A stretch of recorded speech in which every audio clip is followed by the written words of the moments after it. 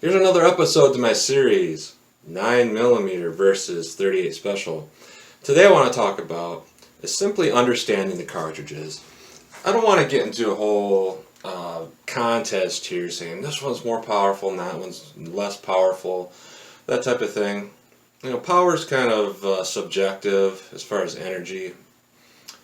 If you, let's say, have enough power to get the job done with the 38 Special, does having more power necessarily make the 9mm better? And that's kind of an argument that's neither here nor there. We'll never necessarily get to the bottom of that type of an argument. So that's not why I'm here today, but just want to kind of run through some of the information about 38 Special and 9mm, some of its history. And there's a lot of just fascinating facts about it. I got my little snub nose 38 Special revolver up here. It's the only 38 Special I own that's not a 357, so I like to have that up here. Got a little Ruger Security 9. Nice little pistol for the money. And what kind of inspired this? Well, there's a lot that inspired this. There's always argument of Revolver versus Auto and 9mm versus 38 Special, and for very good reasons. They are both 35 caliber projectiles. So when you got 35 caliber, when you got the autoloader, you're going to have a lot more capacity room in there versus something like a 45 auto, which I do love. And when we talk about the 38 Special versus something like a 44 Special or a 44 Magnum, much skinnier round, so you have either more capacity like 8-shot revolvers, or you have very, very slim 5-shot revolvers. So they're very practical, being that 35 caliber.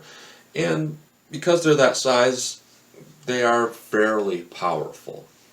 Now the history of that 38 Special is invented around 1898, originally a black powder cartridge. That's why the case is so long.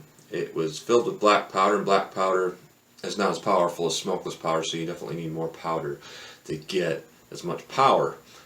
1898. The 9mm, I believe, was 1902, and that was a European German design, originally designed right after smokeless powder came out. So what you have there is you have pretty much a lot less case capacity, but that's all the case capacity you needed. If the 38 Special was created just a few years later, it would be roughly, probably about the same size as the 9mm, give or take. But it would still probably be a lot less powerful because the revolvers of the era were not as strong as the revolvers of modern time. The revolvers of modern time, if you have one that's made out of steel, whether it's chambered in 38 Special or 44 Magnum, they're all going to be like pretty much as strong as each other. They're very strong made firearms nowadays. So we would never have to go into making a cartridge of such low pressure nowadays. We would just use high pressure. Anyways, what's the difference between these two? Now, interesting thing here is I was going through some numbers here, and I thought, you know what? I'm going to take two cartridges that I happen to have on hand that I would say are average of the two. This right here is the Winchester service grade ammo, 115 grain. And this is the Winchester Super X 38 Special Plus P. I chose these two to compare because I went back in my chronograph readings, and I looked and I thought this right here was right about average. This is right about average for your average 38 Special Plus P out of a snub nose revolver. And I also chronographed it out of my 686 with a 4-inch barrel for 984 feet per second. It's a 125 grain bullet. It's 269 foot-pounds of energy. So it's decent. It's good. And out of the snub nose, I don't recall what that was, but it was a little over 200, I believe, foot-pounds, which is right on par with most of your 38 Special Plus P loads. The 9mm, this one didn't fare quite as well. This one I only got about 1,100 feet per second and just over 300 foot-pounds of energy out of that Ruger Security 9. However, because it was a Winchester, I thought the gunpowder between the two of these might possibly be the same gunpowder. So I dissected these rounds, and I was right, it was the same gunpowder. And before I'm going to tell you what I found, one thing that's interesting is when you look at load data, when you do some hand loading, oftentimes 38 Special Plus P and 9mm overlap each other. They use roughly the same amount of the same gunpowder. And the difference you have is the 9mm can go up to 35,000 psi, and the 38 Special Plus P can only go up to 20,000. So you have a lot less pressure there. Anyways, they overlap in a lot of the load data books. And what I actually did is I dissected these things. I pulled the bullets out and I looked at the powder, and the powder looked to be the identical powder.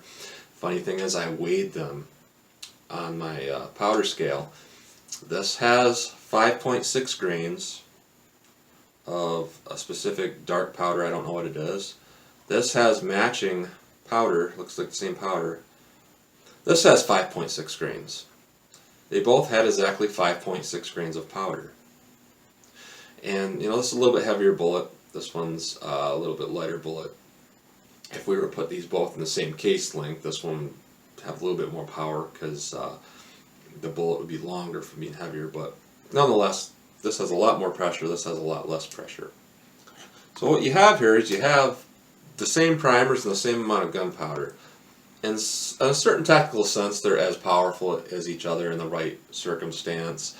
That circumstance would be if this was pushed a little bit deeper in the case. If you were to push this down like a flat wad cutter, you'd probably get even pressure and even powder to that. Even pressure, I should say, and even power to the 9mm. And out of a gun like this, like I said, most modern guns are very strong. This could handle the pressure of that very easily. But because of old firearms, we can't be pushing those pressures up to not match the 9mm. So that being said, I looked at the barrel lengths. I measured the barrel lengths inside of this pistol and inside my 686. And what I got with this Ruger Security 9, as far as bullet travel from the nose of the bullet out the gun, I had 2 7/8 inch travel in the gun, 2 7/8 inch. Out of my 686, and that's where I got some of these chronograph numbers for, I had 4 3/8 inch bullet travel. So significantly more bullet travel. However, you are dealing with close to 5% velocity loss due to a cylinder gap. So, but nonetheless, you still have a big advantage in that bullet travel in that revolver. And all of that being said, I still got 1,089 feet per second out of this, and only 984 feet per second. That's a difference of 269 versus 303 foot-pounds out of my 686 compared to this. So we're still dealing with a lot more power with that 9mm. So overall, most of your ammo that you get is definitely going to be more powerful in the 9mm, and it's simply because of that length of the cartridge. The length of the cartridge is shorter. It brings that pressure up, which is going to increase velocity. And I looked up some numbers out of comparable generic 18-inch barrels that Ballistics by the Inch did, and there really isn't a change. Even in the 18-inch barrels, you're still seeing a good 100 feet per second more in an 18-inch barrel, and you're still seeing kind of the same thing in the shorter barrels, 4-inch barrels. So overall, it's all about the pressure. That pressure is what's going to really give you more energy. Now, when we talk about shooting them both in, let's say, a revolver, you are going to have an advantage with the 38 Special in the fact that it is so much lower pressured that if you have two guns and they're created equally, you're going to be able to put a lot more rounds down range with the 38 Special and be more of a classic cartridge. There's a lot more ammunition tailored towards snub-nosed revolvers. So in the end, what that can often equate to is possibly putting more rounds with the 38 Special downrange. I know the first thought somebody's going to say is, well, 9mm is cheaper to shoot. And that's subjective whether you hand load or not. It's about the same to shoot between 38 Special and 9mm. If you hand load, you can hand load 38s for the same as you can buy 9mm. And it's subjective to say that it's necessarily going to wear out your gun, but if you do put, tens of thousands of rounds through your gun, really tens of thousands, and you take it to the next level, you are going to be able to put more 38 rounds through a gun like this and have it last a little bit longer.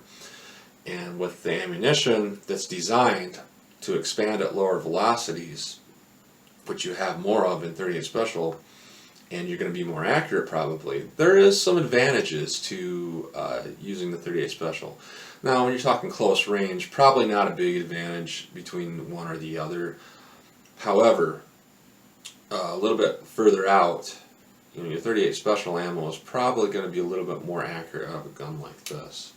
Another thing we need to talk about is bullet design. When we talk about bullet design between some of these cartridges here, I'm going to show you something real quick here. I have two cartridges here. One is a hand-loaded cartridge that I hand-loaded with a 125 grain Speer Gold Dot bullet. This is a Speer Gold Dot short barreled.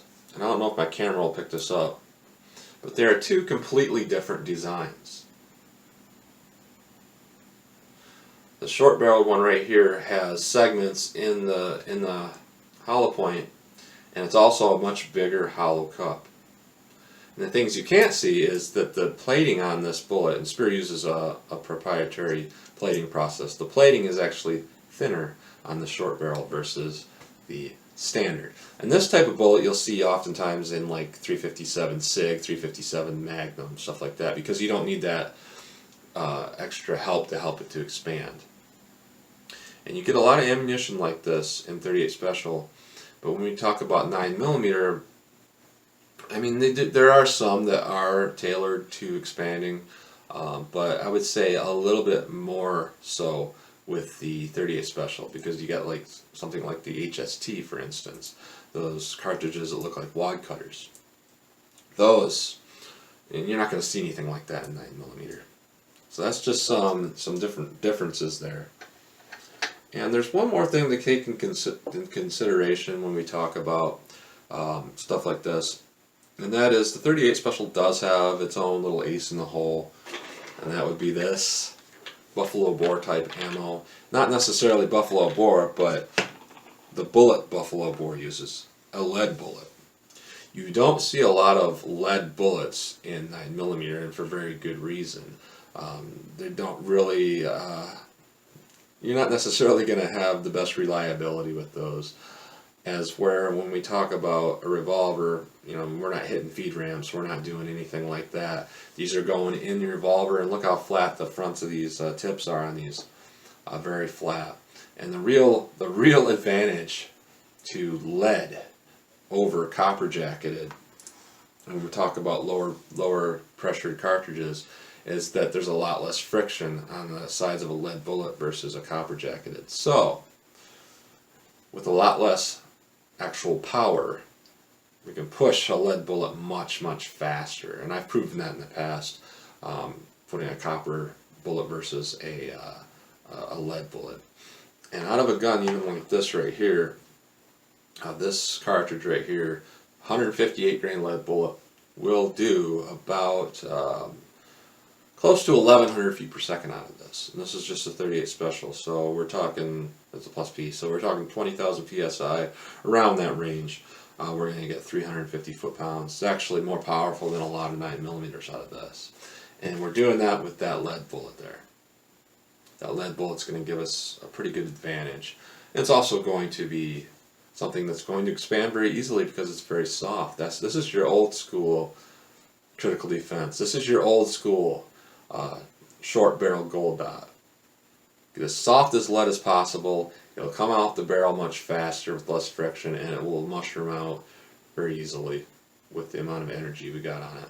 And when I shoot this through my 686 with a 4-inch barrel, we're talking about 475 foot-pounds of muzzle energy, which is a lot.